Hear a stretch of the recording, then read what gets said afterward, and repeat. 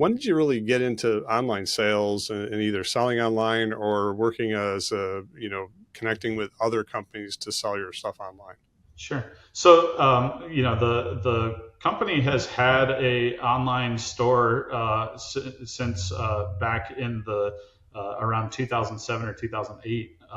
So even before I came, I don't know exactly which year because again it was before my time here, but they've been doing it for quite a while before I came here, and so quite a bit of experience in the online sales side of things.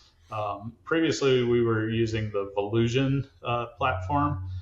Yep, And Volusion. Yeah, that's where I built my first e-commerce store for a customer on Volusion. So I'm yeah, pretty yeah. familiar with So that platform. Volusion definitely had some pretty cool, Yeah. features, especially on the back end for management. In But 2007, when yeah, we built our first one, that's when we built our first one. They had a lot. Nobody else. They had stuff nobody else had. yeah, exactly.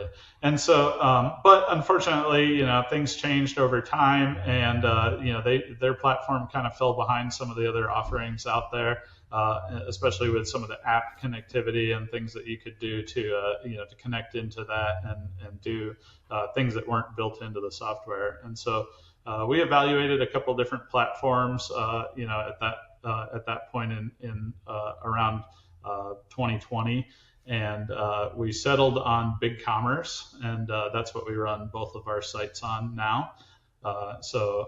We've been with them since about 2020, and launched both stores there, and sell all of our products through there, both B2B and B2C. Yeah, BigCommerce is a whole different platform. We've been working on a site and that it's interesting. There are some stuff in that, just like Volusion, that need to be upgraded. But Yeah. anyways, that's awesome. As the technology moves along, there's some other cool stuff going on that we want to talk about too. For sure. So when you guys were getting started into the e-commerce world, back in the day, back when you joined the company and moving into selling more online and it being a bigger outlet for your sales, what kind of challenges did you guys run into? Any false starts or hiccups along the way? What did you find trouble with? I wouldn't necessarily say false starts, but the biggest thing in the automotive aftermarket that's a problem for everyone is product data. Having the right data for the products, whether that be fitment information or actual product information, is always a challenge. Many of the companies in our industry have been in the industry for a long time and are kind of used to operating out of the paper catalog days where, you walk into a speed shop and maybe there's a bunch of paper catalogs. When I got started in this stuff, that was kind of how you did it. You walk in and there was catalogs and you pick something out of the catalog and then you order it up, or maybe it's in stock and then they install that on your vehicle.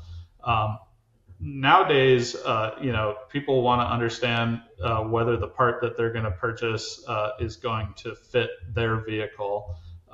And so having that product information be part of the customer journey is really important, because it cuts down on returns, it cuts down on issues with not having the right product for the vehicle.